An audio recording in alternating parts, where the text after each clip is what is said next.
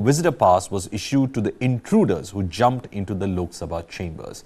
Earlier, the Delhi Police Special Cell had written a letter to Lok Sabha Speaker Om Birla and had sought permission to interrogate Pratap Simha as well as his PA. Special Cell of the Delhi Police has arrested the sixth accused, Mahesh Kumawat, after interrogation in the case. It has come to light that Mahesh played an important role in the conspiracy to break into the parliament. He apparently helped the mastermind, Lalit Jha, to hide during his escape by booking a hotel room for him. Earlier in the day, accused Neelam and others were taken to Safdarjung Hospital for medical examination. Neelam is also another accused in the case. Delhi police sources on Saturday have revealed that the intruders had arrived with 7 smoke grenades to carry out the incident of breach of security in the parliament. Also, the accused had carried out a recce of the area around the parliament on Google and familiarized the area, including using old videos of the parliament security to find out how they can surpass the security that is placed in the parliament. The Special Cell of Delhi Police has detained 2 more people following their suspected association with 5 arrested in the case.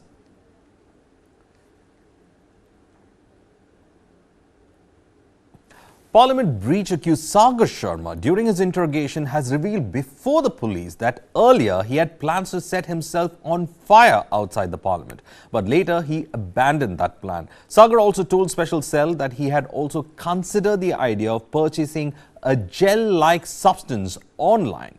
By applying it on the body, one can protect oneself from the fire. But due to the lack of online payment, he could not buy the gel, and hence his plan to set himself on fire outside the parliament had to be dropped completely.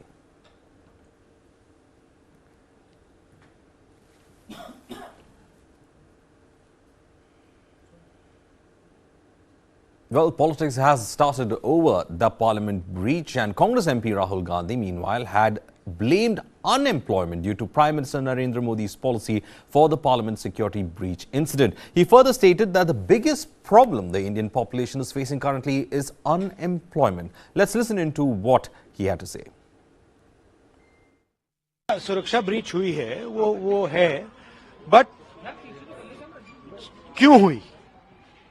जो देश में सबसे बड़ा मुद्दा है, बेरोजगारी का मुद्दा, जो पूरे देश में उबल रहा है, मोदी जी की पॉलिसीज के कारण हिंदुस्तान के युवाओं को रोजगार नहीं मिल रहा है. तो ब्रीच जरूर हुई है, बट इसके पीछे कारण बेरोजगारी है और महंगाई है. Now, there's the BJP spokesperson Shehzad Poonawalla, who replied to Rahul Gandhi's accusations that unemployment is the biggest reason why there was this particular attack on the parliament. There should be no problem in accepting and acknowledging that the incident of 13th of December within Parliament was an unfortunate one. And there must be no compunctions in any of our minds to resonate in one voice and condemn that incident without ifs and buts.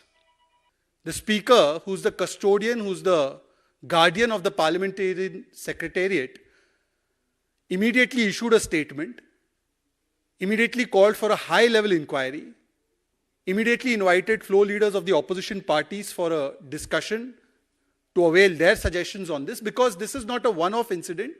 This has taken place in the past as well. Rahul Gandhi comes out and shamefully justifies what has happened on 13th of December by saying that this kind of incident has taken place because there is unemployment and price rise in the country. The Congress party today is trying to indulge in this kind of chicanery to come out and justify what has happened inside Parliament on 13th of December. This is the most shameful and ridiculous parallel that could have been drawn.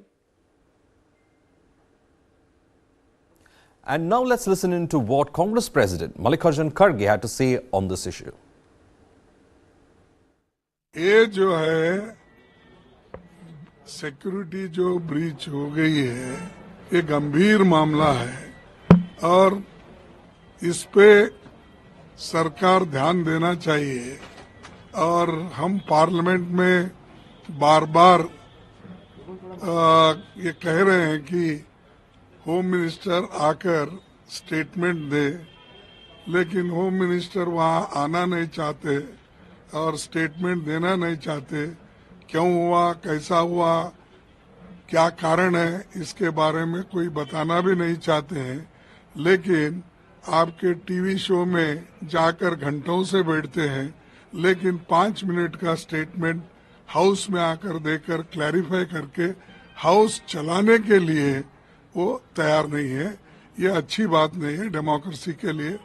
और खैर, जो लोग democracy को मानते ही नहीं तो उनके सामने बोलने में कोई अर्थ भी नहीं। सर, गृह मंत्री ने कहा कि विपक्ष इस पे पॉलिटिक्स कर रहा है, पॉलिटिसाइज कर रहा है। आज तक के मंच पे उन्होंने कहा। देखो, उनका कहना वैसा ही रहता। हमारा नाम बहुत बार कांग्रेस का नाम लेकर ही वो वोट मांगते हैं। नेहरू जी की गालियां दे के मांगते हैं, गांधी जी को गालियां दे के मांगते हैं। उनका काम ही यही है कि हमको गालियां देना और वोट मांगना। The accused behind the parliament breach has an Instagram account called Deshbhakt88. Now, the history of this account has been indicating that this profile was probably activated around October 2021. That is almost 2 years ago. Now, the account has a total of 113 posts, with one done on October 18 this year, which was supposed to be the last post that was there on that particular account. Now, in several posts, the account handler called for people who can get out of their homes to protect the country and also to save democracy, and they should be in fact ready to go ahead and sacrifice their life for these causes. So this is the kind of content that has been put out on that particular Deshbhakt88 Instagram account. Now, the person has also asked people who would like to volunteer to write their names and names of the states they hail from in the comment section. The handler also said that they oppose both the Congress and the BJP.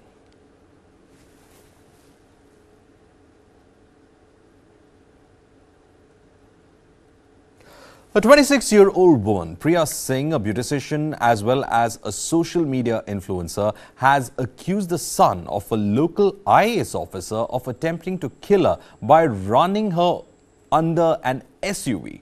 Currently receiving treatment at a private hospital, she sustained severe injuries, including fractures in her back, arms and legs. मेरे boyfriend के साथ 4.5 साल का relationship था और we were in completely loved with each other. उस दिन रात को वो मैरिड था और मुझे पता नहीं था पहले। फिर बाद में मुझे मालूम पड़ा तो उसने बोला कि हम सेपरेट हो गए हैं, मेरा डिवोर्स हो गया है, I want to marry you only, मुझे आपके साथ ही रहना है, मुझे आपसे ही शादी करनी है। ये सब चीज़ें उसने की है। मैं उसके साथ रह रही थी बहुत टाइम से, 4.5 साल से। फिर उस दिन मैं उसको मिलने गई रात को, तो वो अपनी बीवी के साथ था और मैंने अचानक से देख लिया, मैंने कभी ये सब देखा नहीं था। तो वो शॉक्ड में मैं उससे बात करने की कोशिश की कि प्लीज़ मुझसे बात करो बाहर आकर के, और वो एग्रेशन उसने मेरे पे उतार दिया। वहाँ पर हमारी लड़ाई झगड़े हुए, गाली गलौज हुआ। उसने मुझे इंजरी हुई है मेरे राइट लेग में, मेरी 3 बोन टूटी हुई है, उसमें उसकी सर्जरी हुई है और उसमें रॉड डाला हुआ है। और मेरे लेफ़्ट साइड की बॉडी में शोल्डर टू मेरे हिप्स तक मुझे बहुत डीप इंजरीज हुई है। मुझे मूवमेंट करने नहीं हो रहा है बॉडी का थोड़ा भी। मेरे हिप्स वगैरह में मुझे काफ़ी नस दबी हुई है और यही सारी चोट लगी है मुझे। स्टमक में भी बिल्कुल मेरी बॉडी कहीं से भी मूव नहीं कर पा रही हूँ मैं। मैंने 4 दिन पहले FIR दर्ज की थी। जिस दिन ये हुआ था उसी दिन इन्फेक्ट किया हुआ था 2 घंटे बैठ के, बट तब से कोई एक्शन नहीं लिया गया था। मैंने बहुत बार कॉल करने को ट्राई किया बट सब लोग डिले कर रहे थे। अब आज जाकर पुलिस आई है बिकॉज मैंने पोस्ट किया सोशल मीडिया पे और मीडिया के बाद मुझे पुलिस का आज सपोर्ट मिल रहा है। आज वो लोग आए हैं, बातचीत हुई है। Well, the police have filed a case against the primary suspect along with his 2 friends. Despite this, no arrests have been made yet. Hotel courtyard के सामने सर्विस रोड पे पीड़ित और संशयित आरोपी विश्वजीत गायकवाड़ रोमिल पाटिल और सागर शेळके, उनके बीच में कोई वाद विवाद हुआ, झगड़ा हुआ। उसके बाद पीड़ित हॉस्पिटल में एडमिट हो गई और हॉस्पिटल में एडमिट होने के बाद पुलिस ने उनका सविस्तर स्टेटमेंट जवाब नोंद किया है और वो जवाब के अनुसार आगे का गुना दाखिल करने का प्रोसेस हो गया। उसमें भादवी कलम 279, 338, 504 और 323 के अनुसार गुना दाखिल है और आगे की कार्रवाई कासरगोड पुलिस स्टेशन कर रही है। ये सब इन्वेस्टिगेशन का पार्ट है। जो विक्टिम है, पीड़ित है, उन्होंने जो स्टेटमेंट दिया है, डिटेल स्टेटमेंट दिया है, उसके आधार पर ही कासरगोड पुलिस स्टेशन ने गुना दाखिल किया है। ये इन्वेस्टिगेशन में आगे और कुछ कहना चाहते हैं तो वो इन्वेस्टिगेशन का पार्ट है, हम आगे का इन्वेस्टिगेशन उसमें करेंगे। अभी 3 लोगों के अगेंस्ट गुना दाखिल किया है, उसमें हम लीगल प्रोसीजर कर रहे हैं। Well, the incident occurred early on Monday morning, but only surfaced after the woman shared her experience on social media. She claims that the police investigation is lacking, citing the accused's connections to influential families and politicians.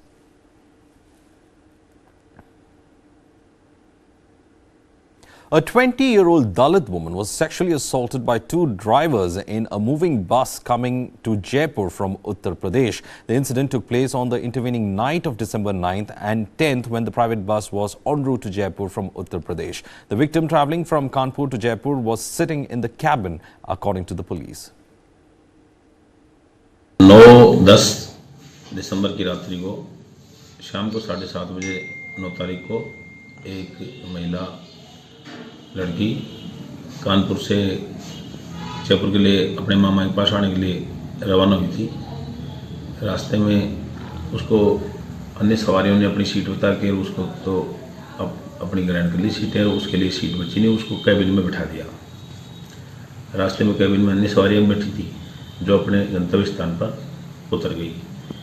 उसके बाद में जो drivers हैं उनके दिमाग में अपराध सूझा, उन्होंने उसको अपने ऊपर छोटा कैबिन होता है उसमें सुला दिया और दोनों ड्राइवरों ने बारी बारी से उसके साथ बलात्कार किया। अन्य जो अंदर सवारियां बैठी थी उनको ऐसा कि लगी तो उन्होंने वो कैबिन का गेट खुलवाया, तब उनको संदिग्ध हालत में देखा और वो उन ड्राइवरों से मारपीट करने लगे। तो एक ड्राइवर गाड़ी साइड में खड़ी करके भाग गया, एक को पकड़ लिया। जो बस में सवारियाँ बैठी थी उन्होंने गाड़ी को लेके और कानपुर इलाके में पेट्रोल पंप पर आ गए। यहाँ अपनी 112 है, उनकी गर्मा गर्मी देख के उनसे पूछा क्या बात है, तो उन्होंने ये बात बताई। वो थाने पर ले गए और इनके मामा को बुलाया जो आ चुका था वहाँ, और उनसे रिपोर्ट लेके और मोहम्मद आरिफ नाम का जो ड्राइवर है उसको गिरफ्तार कर लिया। एक चालक जो गाड़ी छोड़ के फरार हो गया, वो दलित नाम है उसका, वो भाग गया। उसको टीम भेज के तलाश कराया था, जो अपने घर से भी फरार है।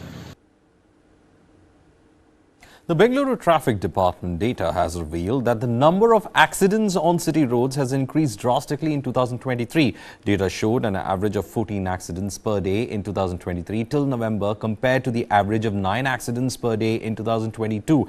Reports suggest that the increase in the number of vehicles on road, there is an increase in the number of road accidents. Overspeeding remains a major cause of concern as it was a primary cause behind the increase in accident numbers. Going by the released data, as many as 823 people were killed in 793 fatal accidents that occurred in Bengaluru in 2023. As many as 3,802 people suffered injuries in 3,705 non-fatal accidents. A total of 4,499 accident cases were registered at different police stations across Bengaluru.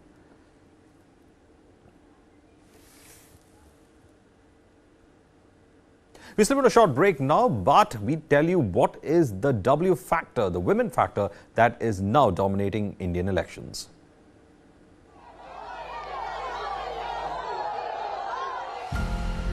हमारी नारी शक्ति को सशक्त करने से ही देश सशक्त होने वाला है। हर महीने महिलाओं को 1500 रुपए प्रति माह दिलवाया जाएगा। what Nitish Kumar did to provide cycle to girls, so they could safely, quickly move out of the house, go to school and quickly come back. Ching, ching, ching, ching, ching.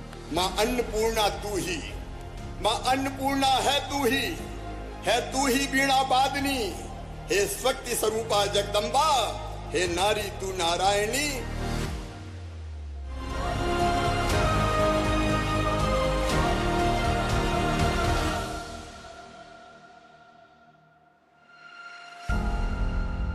News is now content. Just stream it. Download the world's first news OTT, News9 Plus, ahead of the curve. Well, the COVID subvariant JN1, a descendant of BA 2.86, has been detected in parts of Kerala, triggering concerns. The JN1 variant was first detected in the United States in September 2023. The first case of COVID-19 subvariant JN1 was detected in a 79-year-old woman from Kerala on December 8th. The woman had mild symptoms of influenza-like illnesses and had recovered from the COVID-19. Earlier, an Indian from Tamil Nadu's Tiruchirappalli district has also been detected with JN1 subvariant in Singapore. He had travelled to Singapore on October 25th. India recorded 312 new cases of COVID-19 on Friday, including 280 from Kerala. Kerala reported 470 COVID cases in November and 825 new ones within the first 10 days of December. So far in these 2 months, 3 patients have succumbed to it. The variant, though not severe, has increased the hospital admissions in the state as per the experts. According to experts, the presence of severe symptoms requiring hospitalizations pose a threat. Though the cause is something that they had been able to zero in on, it is said that the infection subsides despite patients going ahead and recovering. Several patients are experiencing prolonged symptoms as well. Experts have said that despite the rising number of infections, the cases are not severe in majority of the patients.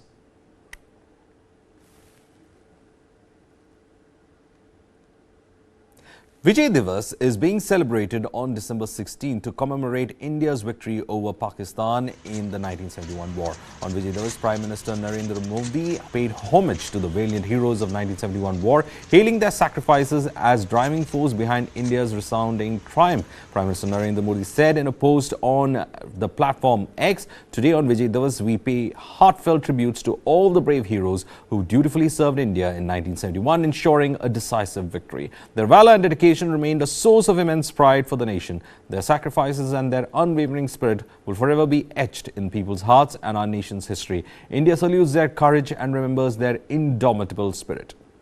President Draupadi Murmu also took on to platform X and tweeted that the nation remembers the gratitude, the selfless sacrifice made by our armed forces during the 1971 war. On Vijay Diwas, I pay homage to bravehearts who displayed unparalleled and achieved historic victory.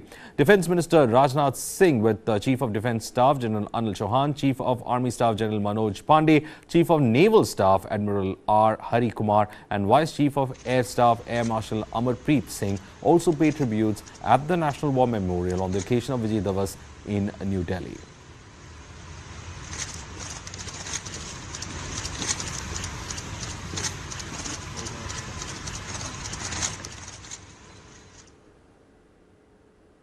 Prime Minister Narendra Modi and Sultan Haitham bin Tariq of Oman held bilateral talks at Hyderabad House in Delhi on Saturday. Earlier in the day, the Sultan of Oman, Haitham bin Tariq, arrived in New Delhi where he received a warm welcome from the President of India, Draupadi Murmu, and Prime Minister Narendra Modi at Rashtrapati Bhavan. The head of the state of Sultanate of Oman is on a 3-day visit to India, accompanied by a high-level delegation of senior ministers as well as officials. According to the Ministry of External Affairs, this marks a significant milestone in diplomatic relations between India and the Sultanate of Oman. से भारत और Oman गहरी मित्रता के अटूट संबंध रहे हैं। अरब सागर के एक छोर पर भारत है तो दूसरे छोर पर ओमान है। हमारी आपसी निकटता केवल भूगोल तक सीमित नहीं है, बल्कि ये हमारे हजारों वर्षों से चले रहे व्यापार और संस्कृति और हमारी समान प्राथमिकताओं से भी झलकती है।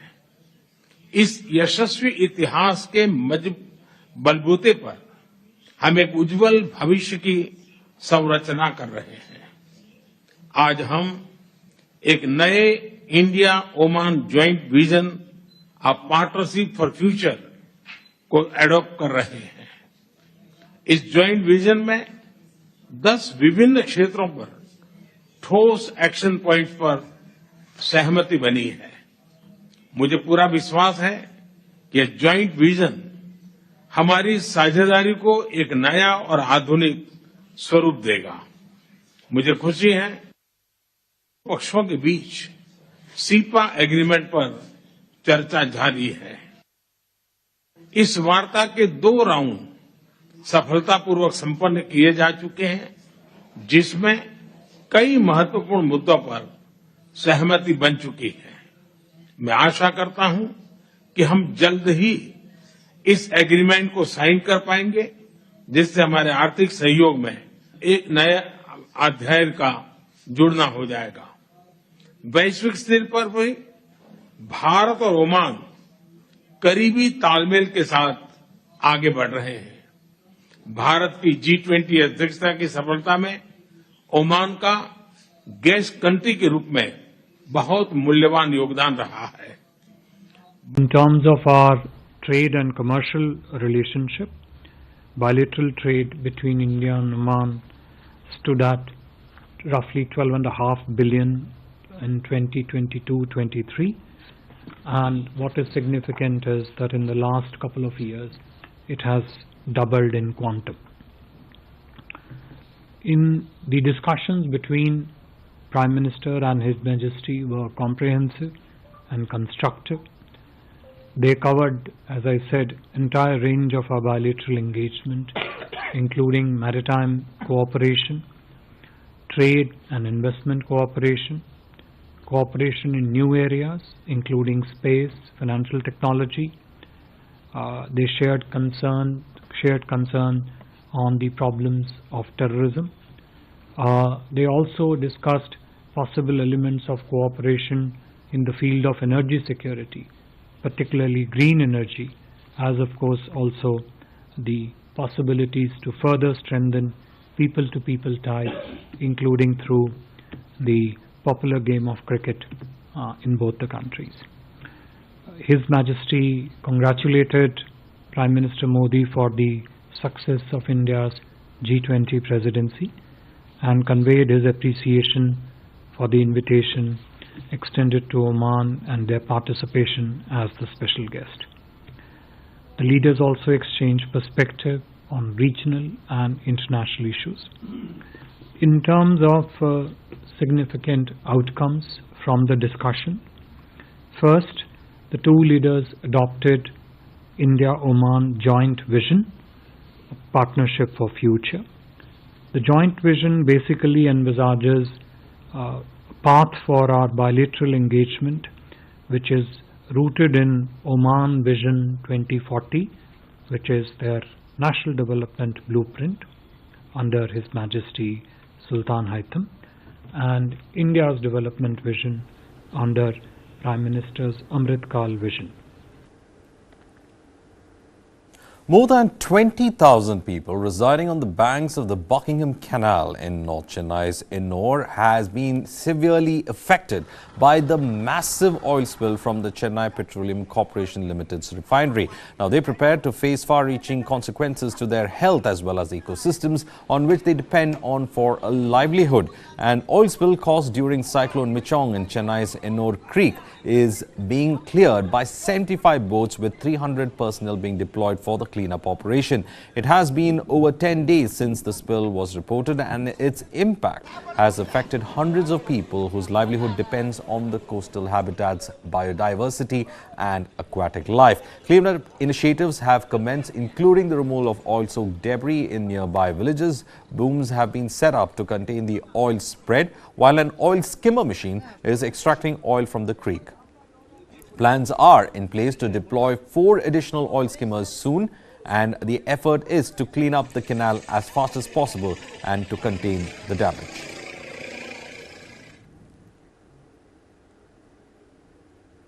Karnataka government has announced a compensation of rupees 5 lakh to the victim of Belagavi assault incident in Bengaluru, where the woman from a tribal community was stripped and tied to an electric pole after her son allegedly eloped with a girl from their village in Vantamuri on December 11th. In response to the incident, the BJP Mahila Morcha workers and party leaders staged a protest against the Karnataka government over the incident.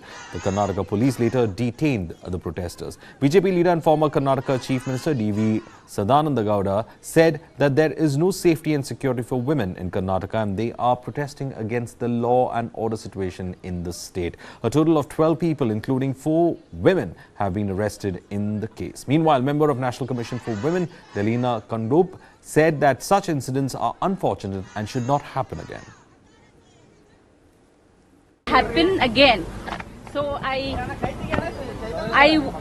want to convey the message to each and every citizen of this country to change our mindset and let this incident not to happen again in any part of my country. This is all the message that I want to tell all of you. Through you people. So far it is fine. Our first and foremost priority is to protect and safeguard the rights of women, and whatever the crimes commits against women, we are not going to tolerate this type of crimes, which is, just because we are women, this crime should not happen to us. That's all. We are visiting the spot also, because this is a part of our inquiry, so we will visit the spot also. All right, thank you. We still put a short break now. News and updates will continue on the other side.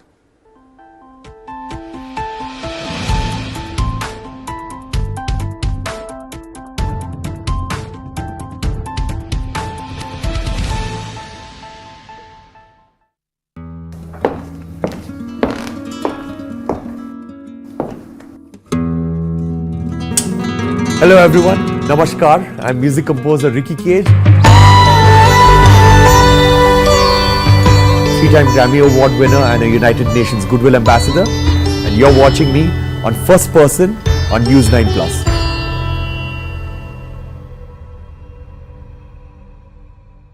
This and more streaming now on the world's first news OTT, News9 Plus. Download now. Since the last 2 years, Khalistani terror groups are threatening Indian diplomats in Canada, US, UK and Australia. Investigations of these threats led us to the first ever abduction and killing of an Indian diplomat, Ravindra Matre, in UK's Birmingham in 1984. Our months-long investigation finally led us to the murderer of Ravindra Matre, who has been hiding in Pakistan-occupied Kashmir for the last 40 years. Watch our exclusive documentary, Murder of an Indian Diplomat, where we reveal the man who killed Ravindra Matre.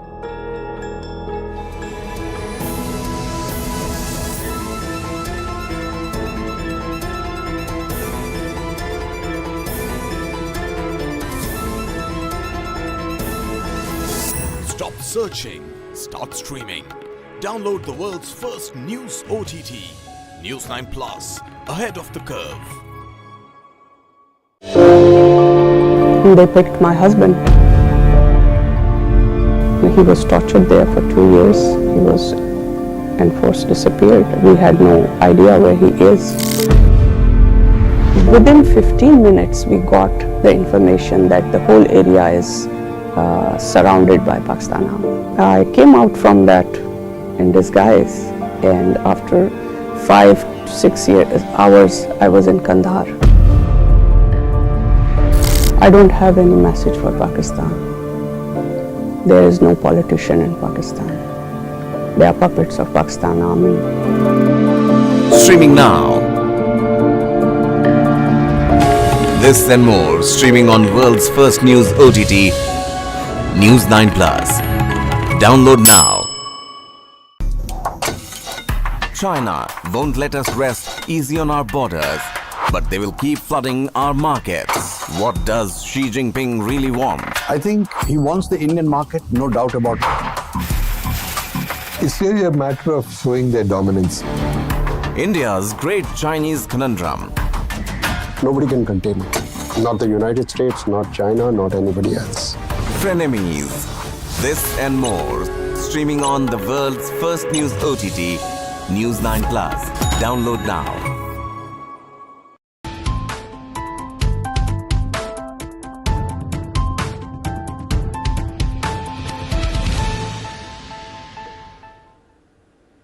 Welcome back. The Indian Navy acted swiftly in response to a hijacking in the Arabian Sea involving the Malta flagship MV Ruin. The ship with 18 crew members sent a distress call on December 14th about being boarded by 6 unknown personnel. According to the Navy spokesperson, Navy quickly diverted its aircraft and warship to locate and help MV Ruin. The aircraft spotted the hijacked vessel on December 15th, heading towards Somalia, and intercepted the ship MV Ruin on December 16th. Now, the situation was closely watched with coordination from other agencies. The Indian Navy is committed to being a quick transponder in that particular region, ensuring safety for ships with help of international partners and friendly countries.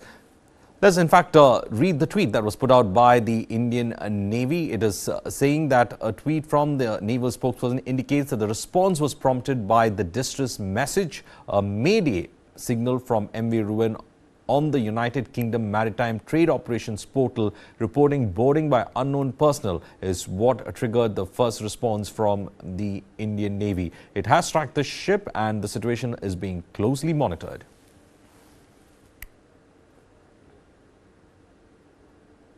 Well, Namakkal artisans have meticulously crafted 42 bells earmarked for the upcoming inauguration of the Ram Mandir in Ayodhya, which is set for January 2024.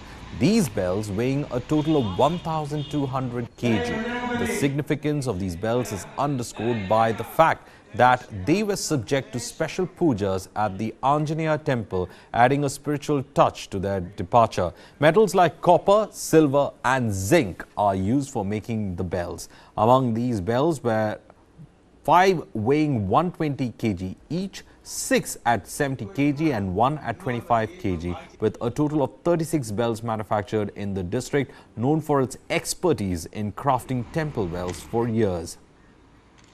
These are the bells that have been sent to Ayodhya, and the bells were also given religious ceremony as well before it was transported to Ayodhya for the inauguration of the Ram temple in January 2024.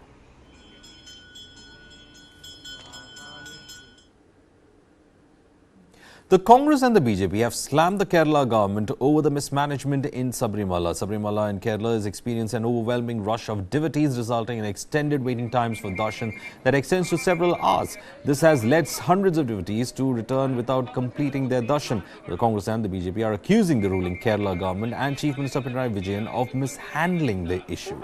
The increasing number of devotees and inadequate amenity provision have led to political controversy.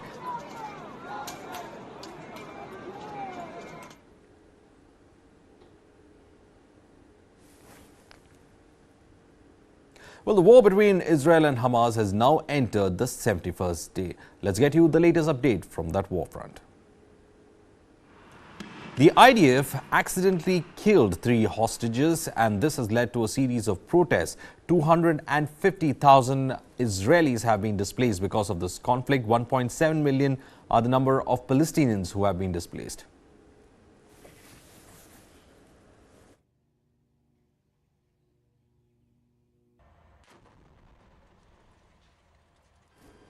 "930,000 is the number of Palestinians who have been internally displaced in Gaza. Biden advisor, meanwhile, played down the differences with Israel over war effort. IDF says it has recovered bodies of 2 soldiers abducted by the Hamas.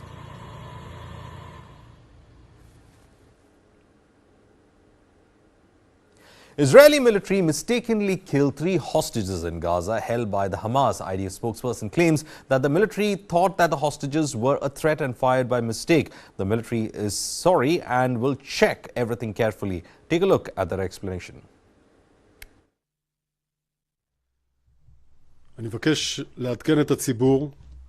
would like to update the public with difficult and painful news about an event that occurred earlier today.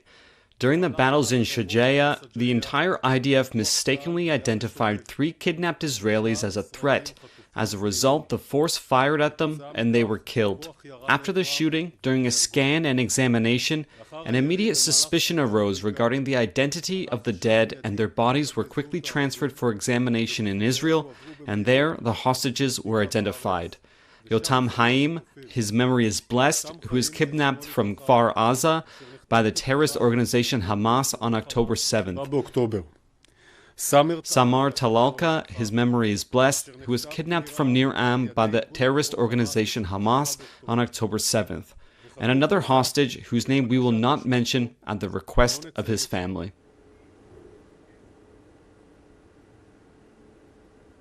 Hundreds protested in Tel Aviv after the Israeli military announced it had mistakenly killed 3 hostages being held in Gaza by Hamas during an incident which is now under review. The protesters first met outside a military compound in Tel Aviv and then marched through the city carrying posters of hostages still held in Gaza and called on the government to bring them home.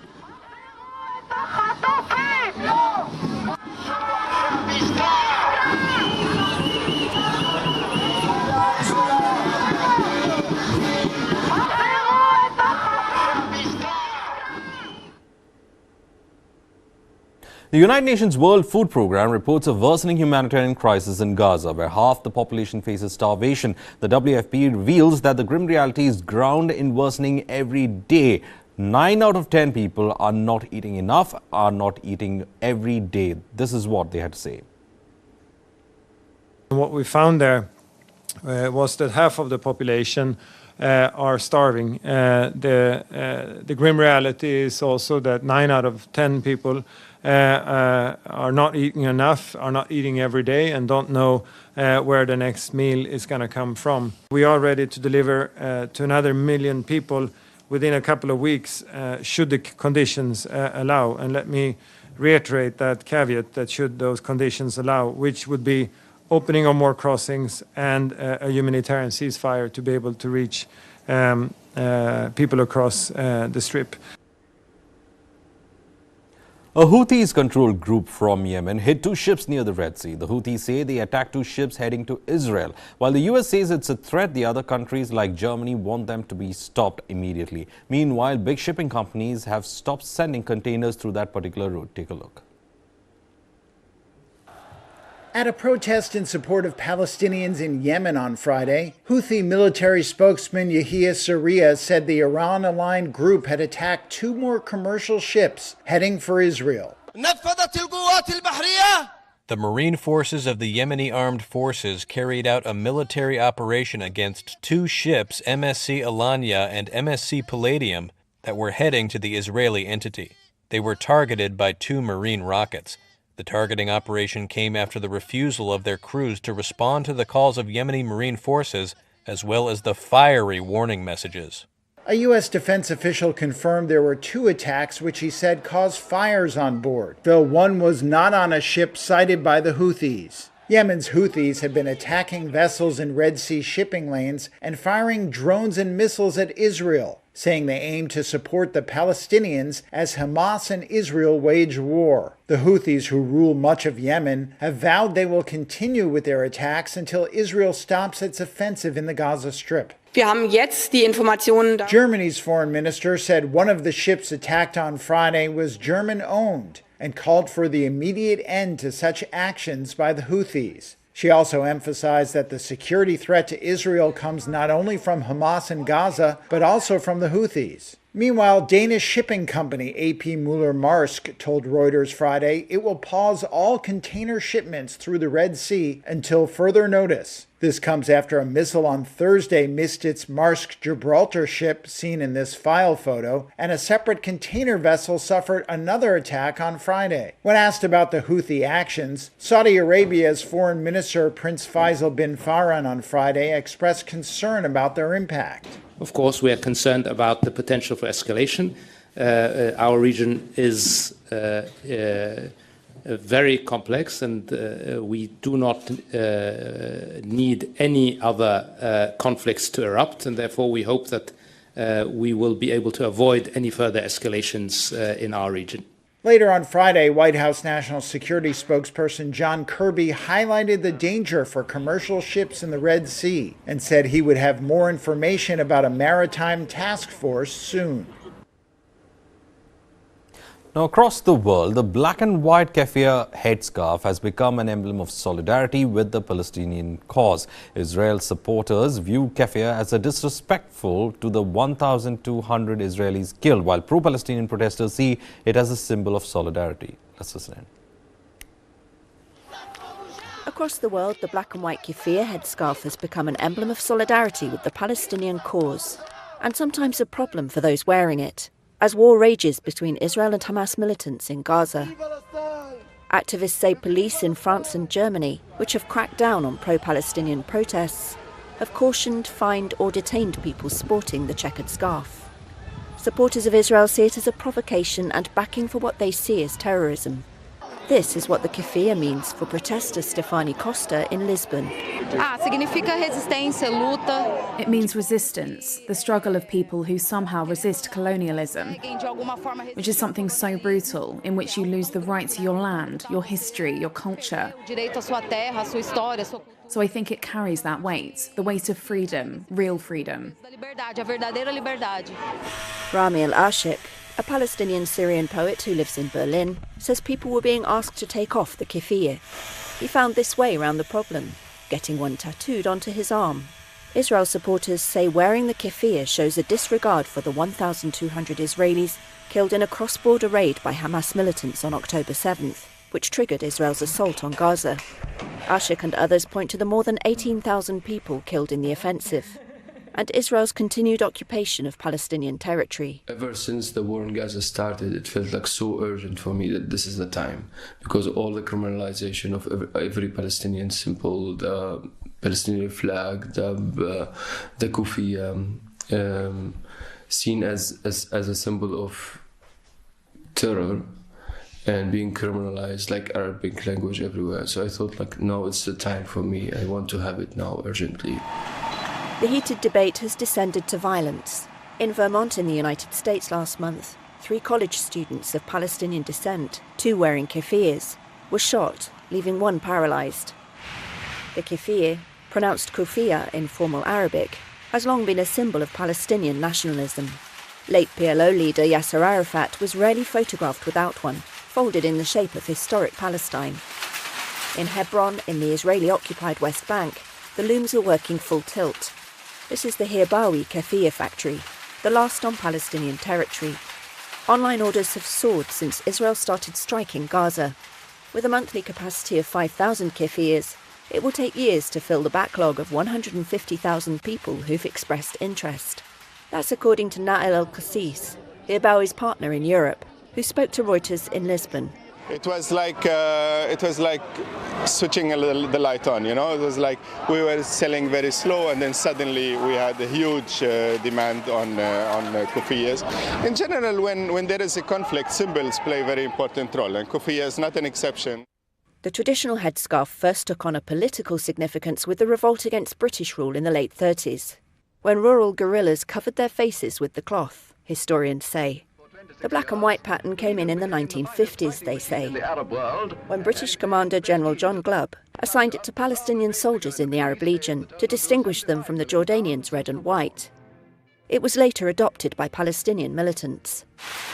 As the Palestinian flag was banned in the Israeli-occupied West Bank and Gaza between 1967 and 1993, the keffiyeh grew as a symbol of the struggle for a Palestinian state.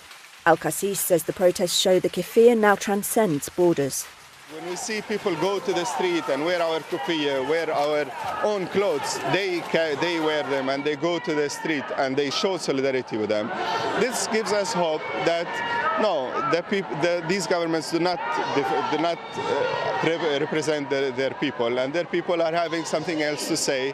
And in the future, hopefully, things will work differently. Well, that's all in this edition of The Bulletin. Stay tuned for further updates.